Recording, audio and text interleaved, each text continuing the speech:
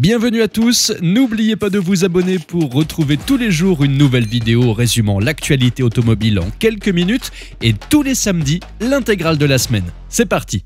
Sur le site de notre partenaire Caroom, nous en apprenons un peu plus quant à la prochaine génération du best-seller de Dacia.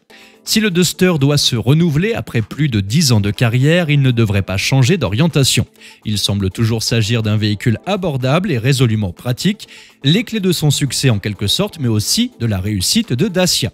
Son style devrait évoluer pour plus de modernité, reprenant par exemple les codes du concept car Dacia Bigster avec certainement un bandeau de LED à l'avant.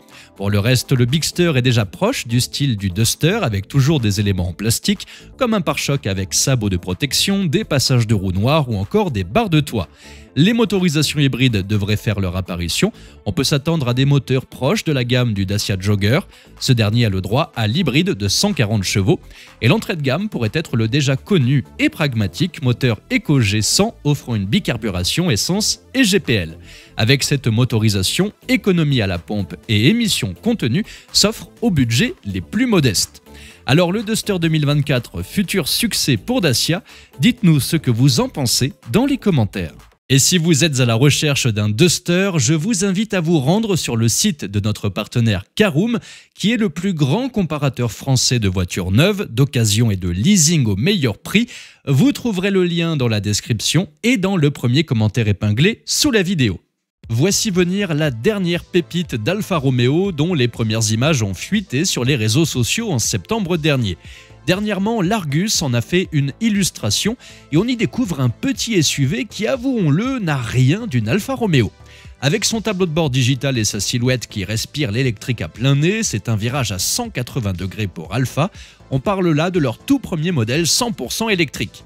Bien sûr, on retrouve la fameuse calandre triangulaire, le trait d'union avec l'âme de la marque Obiccione, mais sans elle, on ne reconnaîtrait absolument pas une Alfa, car l'un des problèmes vient des phares, un C lumineux comme signature, du jamais vu sur une Alfa.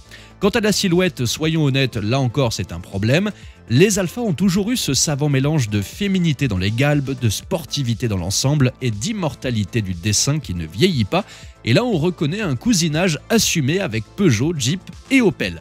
Il sera fabriqué en Pologne et partagera la même plateforme que les Peugeot 2008, DS3, Jeep Avenger, Fiat 600 et Opel Mokka. Sous le capot, deux choix s'offriront à vous dans un premier temps. L'électrique avec 156 chevaux et une batterie de 54 kWh pour une autonomie de 400 km environ, ou alors une version hybride légère avec le 1,2 litre PureTech de 136 chevaux éprouvé par les Peugeot 3008 et 5008. Mais le grand suspense réside dans son nom, jalousement gardé dans les coffres-forts d'Alfa. Patience, il sera révélé d'ici la fin de l'année. Rendez-vous au printemps 2024 pour une présentation officielle et dès l'été suivant, il envahira les routes. Voici un autre qui risque d'envahir nos routes et je n'aurais jamais cru dire ça un jour, mais ce VinFast donne plus envie que la prochaine Alfa Romeo. Cette nouvelle petite merveille électrique pointe le bout de son nez et s'appelle le VF3. Avec ses 3,11 mètres, il se pose comme le challenger des mini-citadines électriques. 2 portes latérales, une porte de coffre à l'arrière et de quoi faire tenir 5 personnes à l'intérieur. Enfin, avec 3,11 mètres, on imagine bien que ces 5 personnes ne devront pas tourner au régime Big Mac et Coca. Actuellement, il est commercialisé au Vietnam, mais VinFast a l'air de vouloir faire ses valises pour l'Amérique et peut-être même l'Europe. Et le mieux dans tout ça, c'est que les porte-paroles de la marque nous indiquent un tarif qui titille les 20 000 $, soit environ 18 800 € chez nous. Pour conquérir le territoire de l'oncle Sam, VinFast compte sur un réseau de concessionnaires américains bien établi pour diffuser son petit SUV, une stratégie qui pourrait bien être la première marche vers une expansion mondiale. Avec un prix qui ne vous ruine pas le porte-monnaie, ce petit bijou devrait rapidement séduire un public vaste et varié. On pense notamment au succès du Suzuki Jimny par chez nous et on se dit que ce VinFast VF3 pourrait bien être son digne héritier. Ou mieux encore, pour les nostalgiques de la bonne vieille 4L qui ont été largement déçus par le concept Renault Forever, voilà peut-être enfin ce qu'ils attendaient tant. Voici une nouvelle qu'on attendait tant, car Elon Musk nous a annoncé des nouvelles sur la future petite Tesla qui sera disponible à partir de 25 000 €, là où la Model 3 commence ses prix actuellement autour de 40 000 €. Mais la cerise sur le gâteau, c'est qu'elle sera confectionnée à Berlin et non pas dans une contrée lointaine. On aurait pu croire qu'elle serait construite au Mexique pour réduire les coûts de production, mais il n'en est rien, ça sera l'Allemagne. Bien sûr, pour l'instant, on sait autant de choses à propos de cette future Tesla que sur les origines du Big Bang. Concernant son design, il faudra donc se contenter d'illustrations de fans ou de journalistes plus ou moins réussies. Certains l'appellent déjà la Tesla Model 2 ou même Model A, mais tout cela reste encore très mystérieux. Ce que l'on sait, c'est qu'en comparaison du Cybertruck aux allures d'engin spatial, Elon Musk nous promet un véhicule low cost à gros volume de production bien plus conventionnel. Il évoque un modèle cool et beau, mais surtout pensé pour vous amener du point A au point B de la manière la plus pragmatique qui soit. C'est du Elon Musk tout craché, avec lui on ne sait jamais sur quel pied danser, ce qui fait le bonheur des boursicoteurs en herbe. Patience donc, encore 2 ans. Passons à quelque chose de plus certain avec Fiat, car l'heure du renouveau a sonné pour notre cher Panda qui depuis 2012 avait un peu oublié de se refaire une beauté. L'année prochaine, Fiat présentera donc enfin la Panda 4. Elle s'offrira une nouvelle plateforme, la fameuse Small Car, qui a fait ses débuts avec la Citroën C3 le mois dernier. Les deux partageront la même taille d'environ 4 mètres, soit une croissance de 30 cm par rapport à la version actuelle. Mais rassurez-vous, cette soudaine poussée de croissance ne se fera pas sentir sur les tarifs. Vous pourrez toujours compter sur des prix qui ne dépasseront pas les 12 000 € en entrée de gamme, équipés d'un moteur essence de 100 chevaux. Mais ce qui attirera surtout les regards, c'est sa conversion à l'électricité, avec un moteur de 113 chevaux alimenté par une batterie de 44 kWh, de quoi lui offrir une autonomie de 320 km. Le tout pour un tarif qui devrait se nicher sous les 24 000 €, histoire de défier la Citroën IC3 sur son propre terrain.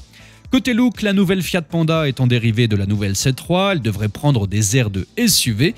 Elle pourrait même hériter de quelques détails de style de l'étude Fiat 120 dévoilée au Salon de Genève en 2019. Quant à la planche de bord, il y a de fortes chances, malheureusement, qu'elle soit reprise de l'actuelle C3. Espérons tout de même que le cendrier coulissant fasse son grand retour. Bon, ok, on peut rêver. Mais nul doute que Fiat agrémentera l'intérieur de quelques petits détails pratiques, marque de fabrique de la Panda. Rendez-vous donc le 11 juillet prochain pour découvrir ces courbes à l'occasion des 125 ans de la marque. Dans la série des records inutiles, parlons de la Rimac Nevera, ce monstre de puissance électrique avec 1890 chevaux qui s'est récemment amusé à décrocher pas moins de 23 records, dont un 0 à 400 km/h en moins de 30 secondes. Et maintenant accrochez-vous bien car voici un coup de génie, un record de vitesse en marche arrière. Après tout, pourquoi pas? Eh bien, la vitesse ahurissante de 275,74 km/h a été atteinte. Oui, vous avez bien entendu, 275 km/h en marche arrière. Mate Rimac, le fondateur de la marque, explique que grâce à un moteur électrique doté d'un rapport unique, capable de tourner aussi vite dans un sens que dans l'autre, l'idée de foncer à fond les ballons en marche arrière a d'abord été source de blagues lors de la conception de la voiture. Mais la plaisanterie s'est vite transformée en sérieux et les simulations ont montré qu'une vitesse de 240 km/h en marche arrière était parfaitement envisageable. Cependant, nul ne savait comment cette bête réagirait à de telles allures en marche arrière, car ni son aérodynamique ni son programme de stabilité n'ont été conçus pour aller aussi vite dans le mauvais sens. C'est comme demander à un pingouin de faire un triple salto arrière dans l'océan. Il pourrait sans doute y arriver, mais personne ne peut envisager précisément la qualité du plongeon. En tout cas, saluons l'audace du pilote au nom imprononçable Goran Drindak qui a mené cette expérience à bien sans trop faire bouger son volant ni vomir son petit-déj. Parlons maintenant d'une chose qui ne fait plaisir à personne, sauf aux masochistes, l'inflation. L'inflation qui n'épargne évidemment pas l'industrie de l'assurance. Plusieurs prévisions estiment une hausse de 8% pour l'assurance auto au 1er janvier 2024. Notamment à cause de l'augmentation des coûts de réparation, de la sinistralité en hausse et à l'augmentation du coût des pièces détachées. Mais ce n'est pas tout. Amis possesseurs de voitures électriques, l'augmentation pour vous pourrait être de l'ordre de 35%. En effet, jusqu'à présent, une voiture électrique présentait au moins l'avantage pour certains modèles d'être moins chère à assurer. Comme le souligne une récente étude, le coût moyen d'assurance d'un véhicule électrique en 2023 s'établit à 563 € contre 645 € pour les voitures à essence, car les électriques étaient exonérés de la TSCA, la taxe sur les conventions d'assurance. Mais tout ceci pourrait bien changer à compter du 1er janvier 2024. Car pour le moment, ni députés ni gouvernement n'ont affirmé leur volonté de prolonger cette exonération de taxes en faveur des propriétaires de voitures électriques. Aujourd'hui, sur une cotisation annuelle d'un contrat au tiers, l'exonération de cette taxe représente une économie de 20 à 25%. Pour les assurances tout risque, l'économie s'établit entre 12 et 15%. Prenons du concret, si aujourd'hui vous payez 720 € d'assurance par an pour votre voiture électrique, demain il se pourrait bien qu'on vous en demande 980 €. Renault vient de lancer un kit de rétrofit pour la légendaire Renault 5. Une opération de chirurgie électrique plutôt radicale, mettre un cœur électronique dans une vieille dame qui n'avait rien demandé. Le kit comprend un petit moteur électrique de 22 kW, soit l'équivalent de 30 chevaux, alimenté par des batteries modestes de 10,7 kWh pour une autonomie palpitante de 80 km. C'est à peine le trajet entre deux ronds-points si vous êtes chanceux. D'un point de vue recharge, il vous faudra 3h30 sur une prise 220 volts classique. Mais le vrai problème ne vient pas des performances, ni de l'autonomie, ni du temps de recharge, mais bien du prix. À partir de 15 900 €, pause comprise, heureusement, et ce prix inclut généreusement les aides fiscales maximales, sinon on serait plus proche des 22 000 €. Deuxième problème, ce prix ne comprend pas la voiture. Non, vous devez apporter votre propre R5. C'est comme si vous étiez invité chez des amis, mais qu'il fallait amener votre propre repas. Il n'y a que les véganes qui font ça, il me semble. Alors, qui va débourser une fortune pour donner une seconde vie électrique à une Renault 5 qui n'a rien demandé ? Pourquoi ne pas plutôt créer un kit rétrofit à 10 000 balles et transformer un bon vieux multiplat JTD en électrique ? Au moins, il a déjà l'air bizarre, donc personne ne s'attend à ce qu'il soit normal. Imaginez, emmener les gamins à l'école dans un multiplat électrique, franchement, ça serait la classe. Regardez maintenant qui se prépare à dévoiler sa toute nouvelle création. Porsche, la marque qui sait comment allier la performance et le style, nous tease la nouvelle génération de sa Panamera. Et la grande limousine n'a pas dit son dernier mot. Elle sera dévoilée le 24 novembre prochain, mais Porsche nous livre déjà des clichés de l'intérieur. Comme vous pouvez le voir, on ne change pas trop une équipe qui gagne, à l'instar des habitudes germaniques. On y découvre par contre ces 4 écrans, 3 devant et 1 derrière, comme on dit dans certains backrooms. La commande de boîte, quant à elle, est transférée du côté droit du volant. Reste à découvrir l'extérieur et surtout la gamme de motorisation.